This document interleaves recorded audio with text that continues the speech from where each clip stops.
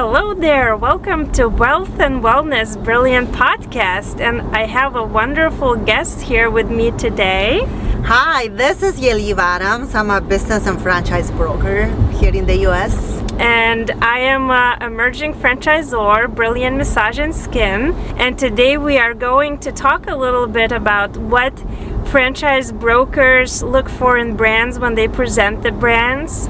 We will talk a little bit what I have to offer as an emerging franchisor, about doing business in different cultures and without any borders, since you also work a lot with people from Colombia and other countries. Yeah, absolutely. So there are people overseas who are very motivated to invest here in the U.S. because it's the best nation in the world to do business, right? So people want to live here in the U.S., they want to invest in the U.S., and I've been working for the past 20 years helping entrepreneurs from other countries, mainly Latin American countries, also Canada, some places in Europe, to find a good franchise that makes sense for them. So what we do as business brokers is we evaluate different franchise brands, and we gotta make sure that it's a good fit for the potential franchisee. Because if somebody wants to be, let's say, if they have passion for the pet industry, they may not be a good fit for, for your franchise. Or if somebody wants to be in the construction industry, it may not be a good idea for this. But wellness and health, that is like one of the fast growing industry. Billions of dollars in the industry, keep growing every year. So when businesses would like to share something for people who don't know, so every dollar that your business makes, you can, when you sell it, you can sell it for 3 times as much. So let's say if your business makes $200K a year, you can sell your business for $600K. And let's say if somebody will invest in your brand, they may invest around $180 or so. It can start $120 to $250, depends on real estate, on the area, and if we can find second generation spaces or start from scratch. So there could be a range, but you're right, that would be the average. Yeah, so let's say somebody invest in your brand and they make $400K a year. So now they can sell that business for 1.2. But let's say that business keeps growing in time, and now the business crosses the $1 million in gross revenues and so on. Now the valuation is not a 3 times multiple. Now the valuation can be 6 times multiple or more. So let's say somebody with your brand makes $500K or more. Now we can sell it for a multiple of 6. So how much money is that? Like $3 million. So somebody can invest $180 in a brand, and they can potentially sell it for $3 million. So that one of the things that we do as a consultant is we analyze the client, how much do you want to grow? And with businesses like yours, sometimes they may need 2 locations or 3 locations to generate a couple of $1 million in gross revenue. And but basically that's what it is, because when we talk to entrepreneurs, everybody wants to make money, and everybody wants to be in an industry that won't fail. And the health and wellness industry is a recession-proof industry. It's never gonna go away. It's not gonna be replaced by Amazon. It's not gonna be replaced by ChatGPT. So you are actually an amazing industry, and we encourage people to invest in health and wellness. Yes, it's been thousands of years tested and proven, and actually people for the past couple decades and past 10 years doubled in numbers that they receive regular massages, and facials getting more popular. There is sometimes brands out there that seems to be almost like fast to grow, but then also go out of style fast. Like we've had like yogurt franchises used to be very popular. So that's sometimes I would say when people ask me what business to get into, I would say, do you want to have the longevity and guaranteed demand for it, and massage and wellness, but also there could be home services. I feel like that's a given that people always gonna need. Right. no matter what. Absolutely. So one of the factors that we love to teach too. Like I have a big passion for teaching people. So one of the things that I teach is like if the bank will finance your business, that is probably a good idea. So when we analyze businesses, franchises, before we recommend to our buyer, we say the business will finance this deal. So what are businesses financing? SBA loans, for instance, the banks, they are financing businesses in your category. Well, because it's not gonna go nowhere. It's always gonna be profitable. It's not a gimmick. It's not just like... It's not a trend. Yeah, not it's a trend. Absolutely. And there are so many businesses and they make money. They are making around 20%, and that's what the bank wants to do. So as simple as that. So for the audience, when you're evaluating business, a trick will be running to the bank. If the bank will let you borrow money, that means that it's a good idea, because like those gimmicks or those trends, the banks, they are going to give you a hard time if you're not financing. The other benefit buying into franchise as opposed to starting your business is that banks are more likely to lend to a franchise because there's already proven system and process, as opposed to if you go to bank and say, I want to borrow money for my startup, and it's not tested or proven, they're less likely to borrow. With the franchise, they already know that franchisor been successful doing the same thing. Absolutely. And people, like some of my buyers who are from overseas and they are going to be applying for a visa, so when they present their case at the embassy, if they are buying a franchise, they are more likely to get their visa approved, because if they already got approved by a franchisor, so let's say if you were wanting to sell a franchise to Jose, who is from Colombia. Say hi, you Jose. I'm gonna pan a video to you. Hello, everyone. So let's say you already made sure that Jose is a good candidate, right? Because you made sure that Jose has the financial capability to open a franchise. He has the personality that he's gonna follow the recommendations for the franchisor. So he's a good fit. So if you already approve him to be a franchisee, why the embassy will not approve him to get his visa? If he's financially solid, he's gonna run a successful company here. He's gonna employ at least 2 people, like let's say for an E2 visa, that's the requirement. A franchise like yours, how many employees in average do they have? Well, if it's, let's say we want to make $1 million plus in revenue, you will need about 15 people, because some massage therapists or estheticians, they work part-time. So if they work full-time, maybe you need 10, but in services industry, there's a lot of mothers that maybe need part-time job. They like to do massage therapy or aesthetics, or people that like flexible schedule. So we have 15 employees in our 2 satellite locations, which are 4 and 6 treatment rooms. So if you have 10 treatment rooms, spa, that's how much you're looking at. Absolutely. So people from, let's say, Europe, right? We've done business with people from Turkey, from France, other places in Europe and Canada and stuff. So like US, they want to promote employment. So they are, it's easier for them to get their visa approved when there is a big promise that they're gonna create 10 jobs or more. So there are like investor visas, and there is also like the green card. So a requirement for somebody like from overseas, they can get a green card by investing $1.05 million.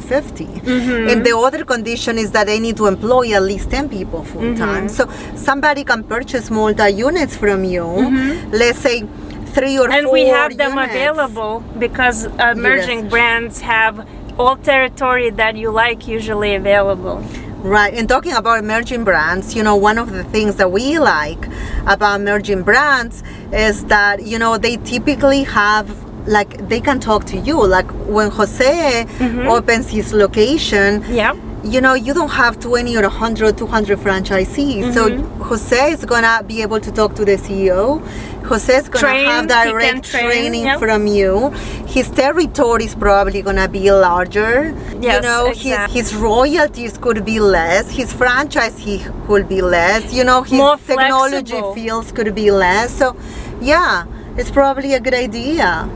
Yes, as emerging brands are more flexible. Don't have yet that big corporate rigid structure And expense. Yes, because even for people that have entrepreneurial mindset, going with emerging brand is almost better than going with a old legacy rigid brand, because they can make impact in emerging brand. They can almost be like co-creator, because if they come in like first 5-10 franchisees, they get to give that direct feedback to the founder, and they can even impact how things Absolutely. are done. They grow together, so people that are more entrepreneurial benefits from that. And the visa thing, it's not advertised enough. I feel like I didn't know. I'm an immigrant, so I'm an immigrant from Lithuania. When I came, I would have bought into franchise. I didn't know. I came through studies that I thought that was the only way. Like, I did not know that I could buy a business and get work visa, and then I could apply for green card and all of that. Yeah, some people don't know about it. Some people, I think a lot of people don't know and about franchising gives amazing benefits. Me too. So I'm from Peru. In year 2000, I moved to Orlando. In 2003, I ended up working with this company where my clients own Hilton's, Marriott, they own Dunkin' Donuts, Tropical Smoothie, Subways. So I uncovered the world of franchising. I was like, oh my God. So I've been in franchising since 2003, and people are wealthy. People create empires, and as I'm working for this company, I will run into my clients and they will say, oh yeah, I own that Hilton, and I own that Marriott, and I own that Dunkin' Donuts, I own that 7-Eleven. Like, how can you do it? How can somebody be not only financially capable, but how can you operate? How can you run so many businesses at once? So I will ask my clients, how do you do that? He says, oh, because it's a franchise. The franchise teaches us all that we need to do. They give us all the secrets, all the recipes, all the recommendations. They teach us to put an operator, and they teach us to develop the business. A franchise doesn't want you, in your case, to do massages. They don't want you to be a receptionist. They want you to be developing the business. Correct. So I was like, oh my God, I wish franchising was like it is here in the US. So I decided to open my own company, and it's called Franchise Connectors. Nice. So we do, franchise matchmaking, and we do franchise resales, and we also do franchise development. And here we are, because we got together through the company that developed your franchise. Yes. Yeah, we both know FMS, Franchise Marketing Systems, and they're great at what they do, and they help other brands to franchise their businesses like mine. They can help. If you're out there looking to franchise your brand, you can get a hold of them. Or if you're looking to buy business, move to US, or if you are in US and looking to buy a business, it's good to work with someone that can help you and vet and match the best franchise and business for you, because there's a lot of out there that's hard to know whether it's good or not. Like, they're all say we're the best, everybody says they're the best, but so your company helps people to not get into trouble. Absolutely, because like here in the US, like 2 out of 3 businesses fail, and they are mostly startups, independent businesses. So franchising, there are some franchises that fail too. That's why you gotta do your due diligence. You gotta, you gotta do a deep research. You gotta evaluate a couple of franchises to make sure that this is the right one for you. Otherwise, you may fail. And the good thing about franchising is, like, let's say Jose signs his franchise agreement today. When can he be open for business? He can be open as soon as in 30 days if we find the real estate. That you find real estate, so all together, because he signs his franchise agreement, and then you're gonna look for real estate. You're gonna negotiate. That sometimes can delay things depending on the area, real estate. But we have real estate agents. we work with and all across US, and they can help us with real estate selection. Right. So people need to be conscious about, how deep their pockets are, because when launching a new franchise, it may take them 6 months, 9 months, or a year to break even. Yep. So every month, you are marketing costs. Yeah. Your operating costs. So that's another factor when you're evaluating a franchise. You gotta do your research, and that's why we also recommend that don't do business in a place where there is too much competition. So then it comes a good franchise that makes a market research, and they already are looking for the good spots where there's not a lot of competition, where the rent is good. They negotiate new terms, especially they can give you like free rent for the first 3 months while the business is being built up. And the landlord will pay TI. They will do tuition, tenant assistance. So they may pay for the bill out. Yes, have to negotiate, and we can help with negotiation. With the landlords. Or we can, it depends on the amount that you're willing to invest, but there is SBA programs that you can also purchase brick and mortar real estate for your business and pay only 10% down. So that's an option too that we've done in one of our locations. So if someone is a US citizen, you could purchase a place for a spa, and then you pay down mortgage and you build equity that way. There is actually franchisees that I know that are also real estate investors. Right. So if you're interested also investing in real estate, spa business, it's one of those businesses that you can put in the real estate too. Yeah, that is a beautiful thing. So that's one of the things that people love about America, because once you become, a permanent resident, like you have your green card, or like us, where you citizens today, we can borrow $1 million, and we pay 10%. So with $100K, we can get $1 million business. Exactly. Yeah. And for visa holders, so the E2 visa for most countries is good for 5 years, and it renews every 5 years as long as your business is operating and employing people, and it's providing the profits of the business is providing for the investor. They renew your visa. And when you borrow money, because your visa is good for 5 years, now you can borrow money for 5 years versus doing 10 years for a business, to do your business assets. Or if you're gonna do the real estate, then you have 35 years that you can repay that loan. So for someone what's qualifications they need if they're out of US? What do they need in order to get this? Is it only financials? Is there any other? Of course, maybe no criminal record and... Yeah, so for an investor visa, they want that the business plan of the business, that they are gonna employ more than 2 people in the short term, and they have the investment that they make is substantial and is enough to guarantee the successful operations of the business.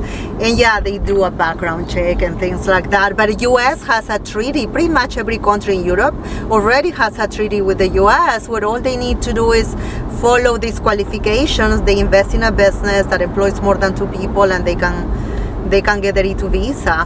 In South America, it's more limited. Like in South America or Central America, not every country qualifies for a visa like Canada does.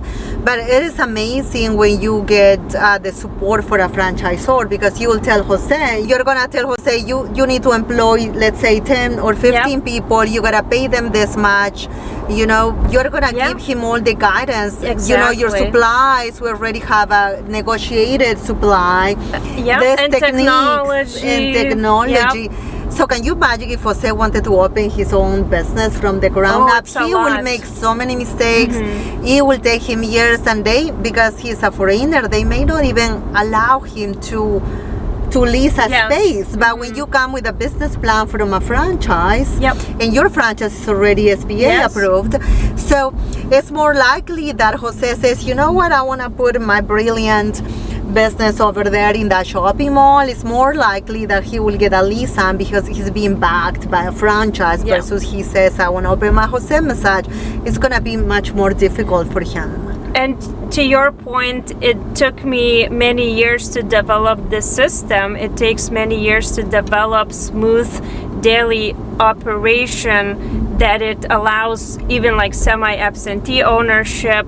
So trying to figure out from scratch whether you're immigrant or American, it's difficult. It's equally, but it's even more difficult if you're a foreigner. Absolutely. Because you also don't know the culture that well too, and Right. you don't know all the maybe some laws and regulations that you need to be aware of. Yeah, that's why for foreigners, I always recommend to join a franchise, because they are gonna make their lives more easier. Like my clients who are moving from other countries, they gotta figure out in what neighborhood they're gonna live, where the kids are gonna go to school.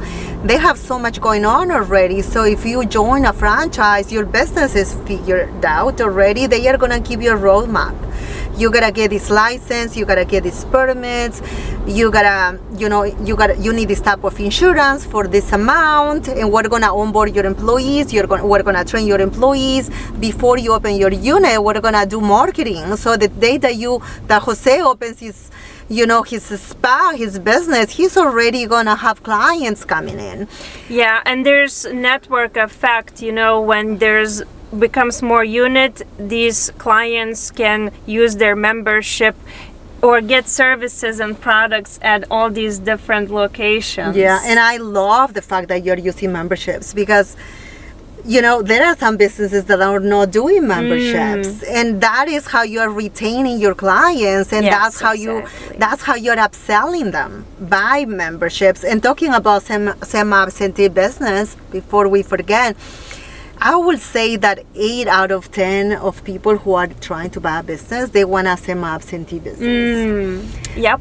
So, because they want the freedom of their time, right? So let's say Jose, if he wanted to be a semi-absentee owner, then he can put his time in his business coaching business. He can put his time into other businesses, because Maybe he doesn't have to be there, 24/7. And that's what people are looking for. And that is a great idea. But my recommendation, and I would love to hear your opinion, is when somebody's launching a new franchise, we recommend that they are active. They are very involved with the business for at least 6 months, even better for a year. But you have to be there, because you gotta be known in the community. You gotta establish relationships with employees.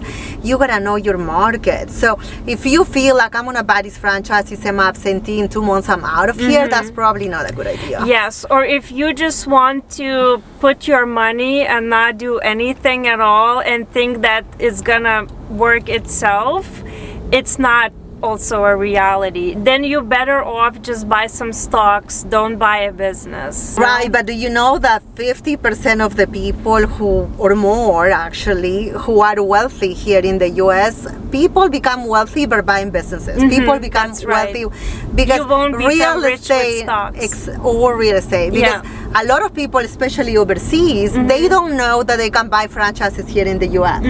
Because they just don't know, but real estate is all over the place. So they buy real estate and they get anywhere from 0 to 4 or 6%. But in a business like in your type of business, we've seen that businesses make around 20%. There are other businesses that make around 30%.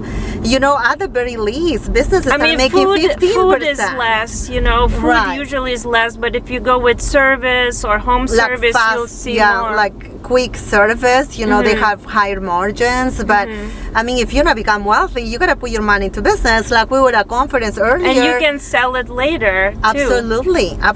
It's you an can asset. sell it for absolutely. And we were earlier at a conference, in Grant Cardone's, 10x Business Bootcamp, and what he was saying is, be so good at your business, create enough money that with that money that your business makes you can buy assets like real estate. He doesn't say buy real estate first. Like you're gonna make money. And that's what I do personally, and that's what I also teach my clients. Yes, and that's what I did. So I first established my 2 satellite spa locations, and then me and my husband, we started to invest in real estate, and now we have real estate and we have business. So it's a pathway to wealth. Right. Like for instance, my clients from overseas, when they move to Miami, we're in Miami now. I wish people will see these amazing places that we're driving by. So people in Miami, like a family of 3 or 4, they probably need to cover their basic expenses around $8,000. So if you're going to invest in real estate, it's going to be tough. That real estate investment is going to give you at least $8K a month. But with a business, let's say you invest in Brilliant, and then once you reach, let's say, $500,000 in gross revenue, so maybe your business is gonna be generating 10 or 12K, and with that, you can live. And the more your business grows, the more you make, and then you open your second location, you open your third location, and because people from overseas who move to the U.S., they are sort of wealthy in their countries, because of the currency and change and stuff, and they have to put cash. Right. So they don't want to have like a nice life, like a lot of my clients, and I did too.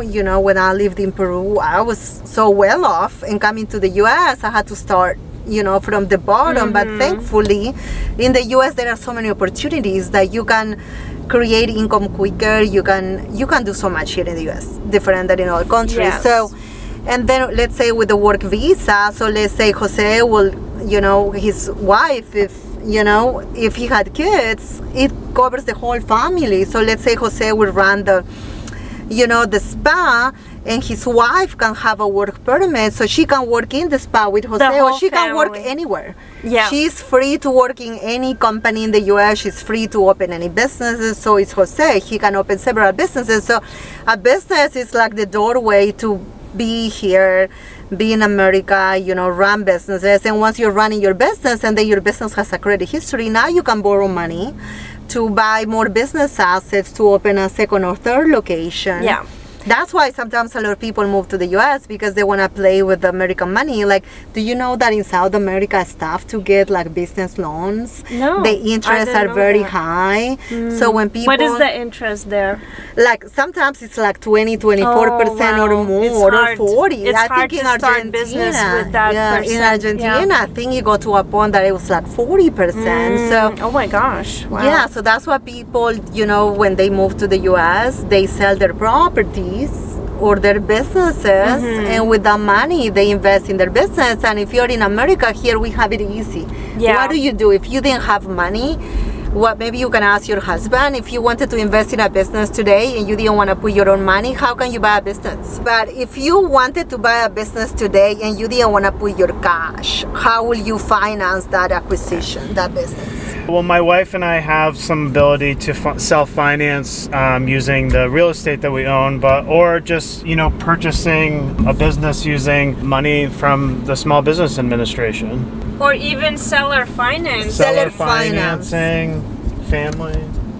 Yeah, we are big into seller financing, and we had this conversation, and I love the fact that you could allow a franchisee, the right franchisee of course, that you will finance a portion of the total investment, right? Because if the total investment, let's say, is around 180, and then Jose says, I only have 120, then he pays 120, and the remaining 60 you can seller finance for 2 years. Yes. Yeah, there's a lot of options. People, a lot of 401k rollover. Yes. Some of my clients do It's that, or they get the equity from their properties, or the old way you borrow money from your friends and family, or angel investor, line of credit, business partnership. Yep. You could raise even from families sometimes, but if you have equity in your house, line of credit from there, and Rob's, and even hard money lenders. I mean, the percentage is gonna be higher, but there is options even zero money down, even though I as a franchisor don't recommend doing zero money down. So you don't have to have 120, 180 or 200,000, 50 down for the franchise. You could have 20% and finance the rest. And also we have lenders that we work with, which is, one of them could be SBA, or it could be a different bank or lender, but just have 30% ideally in cash. So let's say if total investment 150 or 200,000, if you just have 50K, you're good. Absolutely. Good. Yeah, they also have to keep into consideration how much working capital they have, and then working capital. Yeah, You so could have line of credit for those two. But Absolutely. yeah. So there is a line about, pros work with pros. So if one of you guys is interested in investing in a business, you gotta work with a great accountant, you gotta work with a great franchise, you gotta work with a great franchise broker, you gotta do your due diligence. Yeah. Because it's not about only finding, like, investing in the best franchise. For instance, Subway, a lot of Subway locations failed because they were putting them too close to each other, and then they were losing market share, and some brands have done that. Or some brands, they have high fees because we do resale. So when we take a look at P&Ls, and I'm like, what? You paid in technology fees $49K a year plus your marketing, which is 2% plus your 6% of royalty. It's like, it's crazy. That's why when people get their FDDs, they should take their time to read it. And if they want a lawyer to take a look, or a franchise expert like us, you should do it. Yeah, that's why it's because you're signing. Like, how long is your franchise agreement for? 10 years. 10 years. So it's like a marriage. It is. For 10 years, and you're signing, and you're saying that you're going to be paying these fees. And there is ways to do resales and get out of it, but that's not what you want. You would want to go into it knowing that it's for the long commitment. You wouldn't want to put money in and then try to resell it, So when you it's a life-changing decision, and you want to do research before you do that decision. Absolutely. Yeah, you got to make sure that that's the right business for you. We have in the company like a process, and the very first step is to work with we call it like a deal clarity worksheet. Oh, nice. Because we want to make sure, so how much are you comfortable with investing? How much are you comfortable with borrowing? Ideally, when do you want to recoup your investment? You want to have a business with less employees, less than 10 employees, more than 20 employees? Are you going to be absentee, semi-absentee? Are you going to be owner-operator? Because we want to make sure that the business that you choose is the right for you. And then we present business opportunities, because sometimes for somebody it's a better idea to buy a turkey franchise. And you're open to do that, which I love, because not every franchise is willing to do that. A lot of franchises, they sell you the territory, and then you got to do it with their help. And sometimes they are not as helpful. Some emerging brands, sometimes it's not because they just lack the resources. Sometimes, and that's what they fail, because they don't have enough people in the team to help Jose, for instance, to open his location. And then that's why also when you are purchasing into a franchise, you gotta make sure that you have a great relationship with the franchisor, that you trust the person, that you trust the team, that you do like the brand, and that you see yourself in that culture, because culture is important too. Some people like more flexibility, some people are, And like in the spa and wellness industry, it's a certain type of employees that you're going to be dealing with. It's different than, let's say, tax franchise, like accounting. So what you have affinity for, you would want to go for that type of business. And me as a franchisor, would be nothing worse to see my franchisees unhappy. That's my biggest fear. I want people that are gonna love what they do, and that they're gonna enjoy the business ownership in the spa world. Absolutely, because if they love it, they are gonna be more passionate about it, about hiring people, about retaining, about growing. They're gonna be more happier, and that's what we want too. And actually, then you're more likely to have more gross revenue if you're happy about the business, if you're proud of it, and you believe what you deliver, services and products.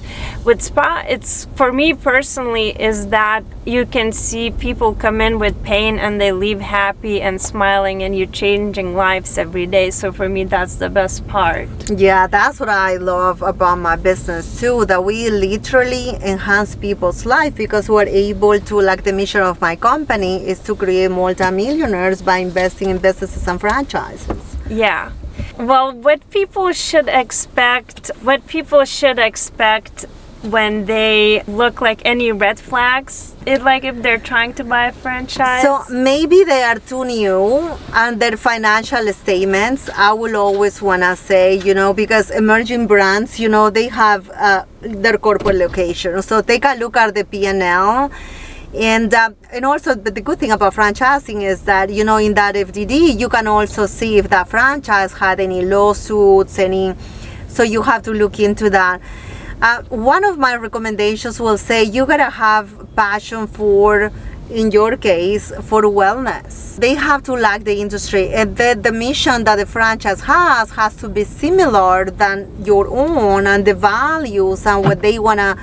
And maybe prior experience. That's not necessarily in franchise, but it helps. I agree with you. Yeah, because they are more efficient, right? If somebody have run like an independent massage place, they know. Yeah, they already have familiarity with the terminology and what services are and how clients behave. Absolutely. Because each industry have certain intricacies that differs from other industries. Yeah, and the other thing sometimes is that, you know, when the franchise has like all these systems and all this training and all of that, you know, because the franchisee is not gonna be, you know, doing the massages themselves. So if they are savvy in marketing and sales and they are following their processes and the recommendations from the franchisor, then they are gonna be successful. But I do agree with you that having that unfair advantage, you know, having the knowledge or the previous experience, or maybe they have worked at a similar business before, or if somebody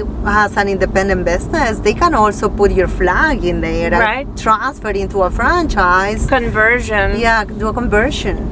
Yes, if you are a roofer, you know, or then maybe buying into that type of industry, you're gonna have an advantage doing better than someone just starting from scratch that doesn't know anything about it. Absolutely. So we love, I would love to work also with franchisees that possibly have affinity, or maybe they worked in a capacity at the spa or that wellness industry. I think it's a good thing, but it's not required. It's not necessary at all.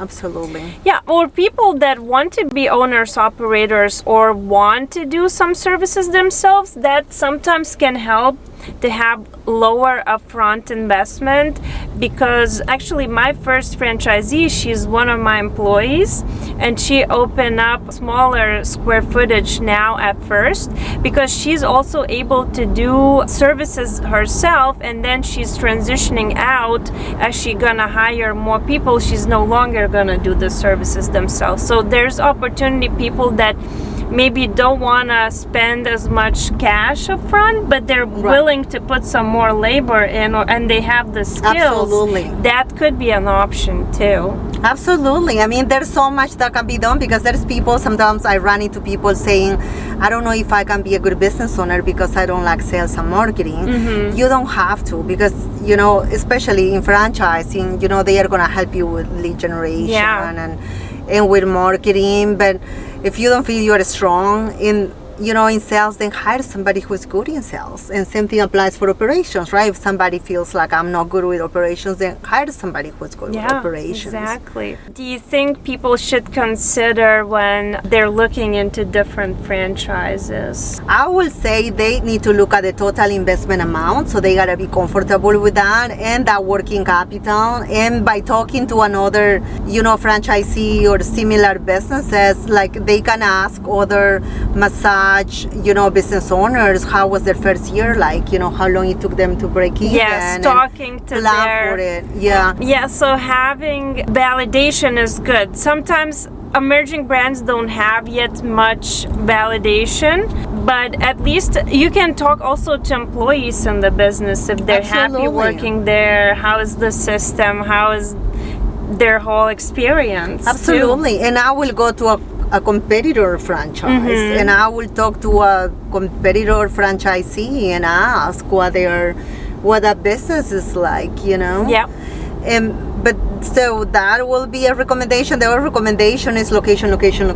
So they gotta make sure that they are in a market where they don't have a lot of competition. The lease is good. I mean, you're signing a 5-year lease, and make sure that you have a option to renew. Yes, when you renew, the price is not gonna go up like crazy. Yep.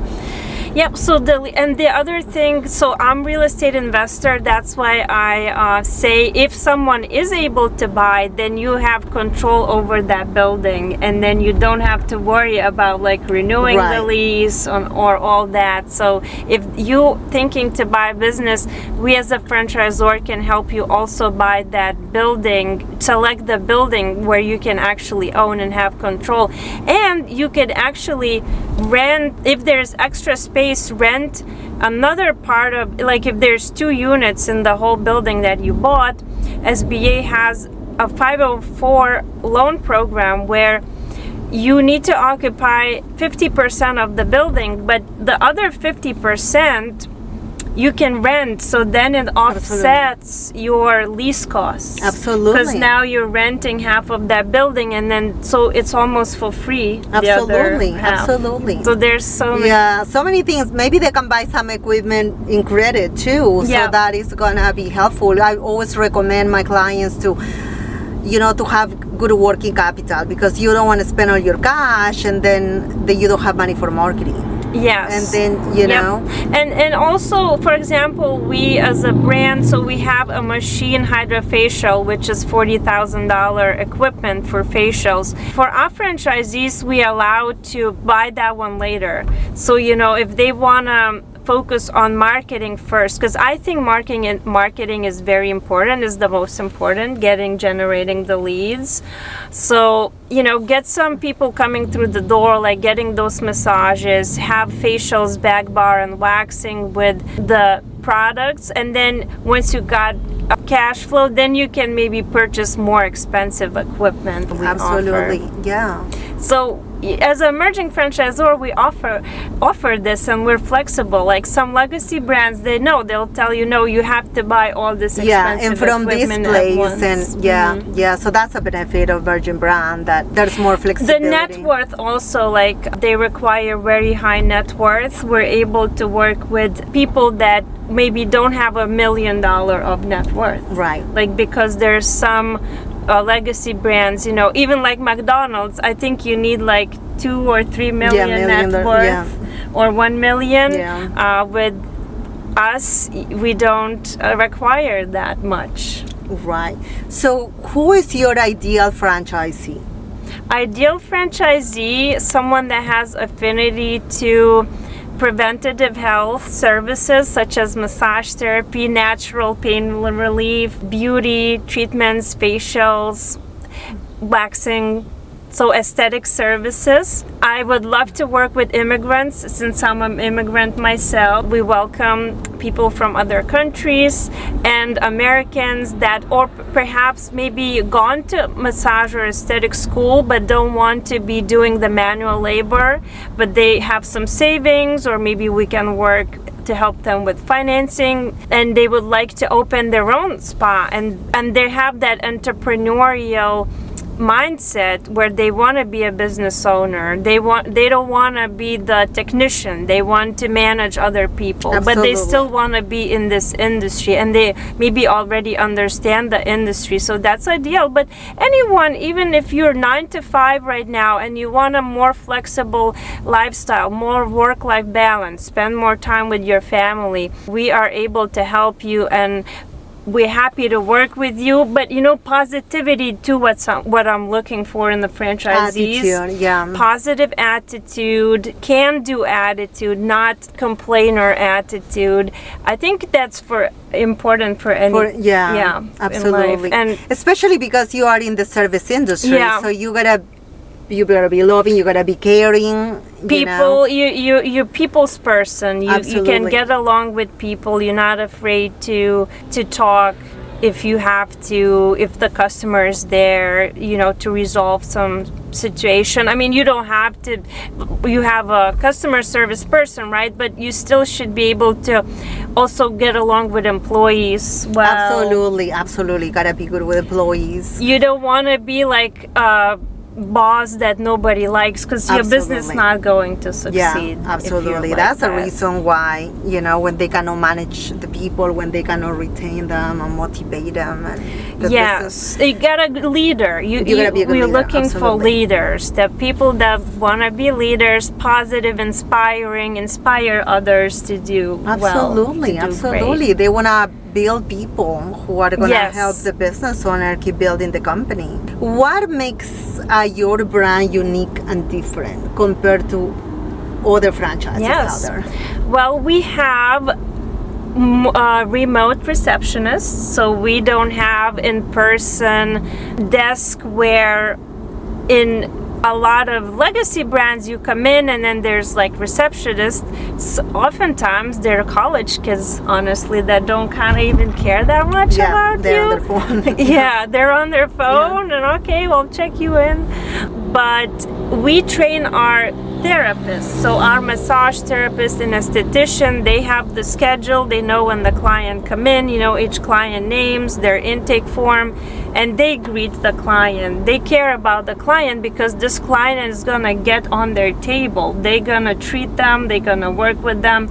So they already start to build rapport from the time the client walks in the door. So they're not greeted by receptionists that on their phone, I'm not saying all are like that, Yeah. not at all. But I've experienced And that saves before. expense. Yes. Yeah. And that saves expense. And I'm able to allocate that money for marketing Absolutely. and paying more commission to therapists too. So we actually able to pay above average, and in Vermont we paying way above, paying good, and we able to retain higher quality therapists, high retention, and they don't just come in to work for us out of school, gain experience, and leave to somewhere better. Because that's what I noticed at some legacy franchise service brands, is that there's high turnover because they're paid less than industry average. Like some mom and pop shops are able to pay them more, and then they leave, So we want to be the franchise that puts our therapists in a position where they can keep working for many years, Absolutely. because they're compensated very competitively because we cut out that cost for the receptionist. Absolutely. And there is opportunities for bonuses for them. When they help with laundry, they get extra bonus. So we save on the laundry service because we train our therapists to help with laundry. So we pay them, but it's not as expensive as the laundry service. Absolutely. And then we give them bonus 5-star for good performance, and for sales they sign up people for membership, they get a bonus. So they're incentivized, and we give them training. We give them sales training to our therapists. We have a weekly Zoom meeting where we talk about best practices, how we talk to customers, how we treat, best treatment ideas. Absolutely. So it's a collaboration. Do you have like a proprietary software for the bookings and? So we utilize My Time system. We did not create the software, but we've been working with them since 2018. It was just me, it was solo practice, and I've been working with them since then, and they actually now serve franchisors and franchisees. They grew, our business grew, and they grew also as a software company.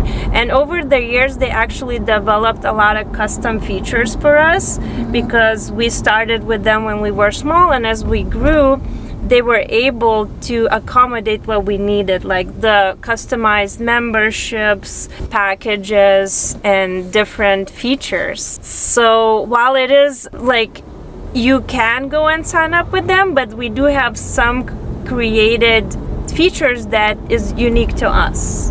So yeah. Absolutely. And then we use Connect Team app for our communication with therapists, because like I said, our receptionist is remote, so we do have communication apps. So if client calls, they call the remote desk. Let's say they have a question, or they say, oh, I'll be running late, then the message is sent to the therapist directly. Absolutely. So how do you see yourself in the next 5 to 10 years as a franchisor? So I see that We will be in multiple states, New England, and we would love to be here in Florida, East Coast, and then maybe expand to Texas and Midwest. I see a lot of room for growth, and I hope that we can be high-rated franchise because we take our ratings very seriously. From the beginning of the business, I always wanted to have good customer experience and good staff experience. We are actually the most rated standalone spa in Vermont. We have over 1,000 reviews, no other spa in the area. That's amazing.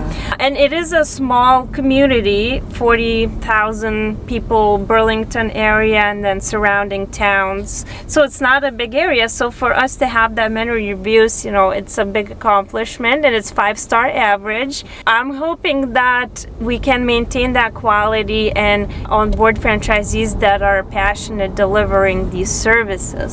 Absolutely. Yeah, you are doing an amazing job. I'm so excited, to have your brand in my portfolio.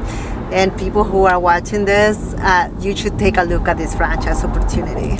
Thank you. Thank you so much. It's a pleasure to chat with you and meet you here at our conference. So glad that we connected. Absolutely. And please reach out if you are looking for a great consultant, whether even if massage and skincare not for you, there's other also great brands here.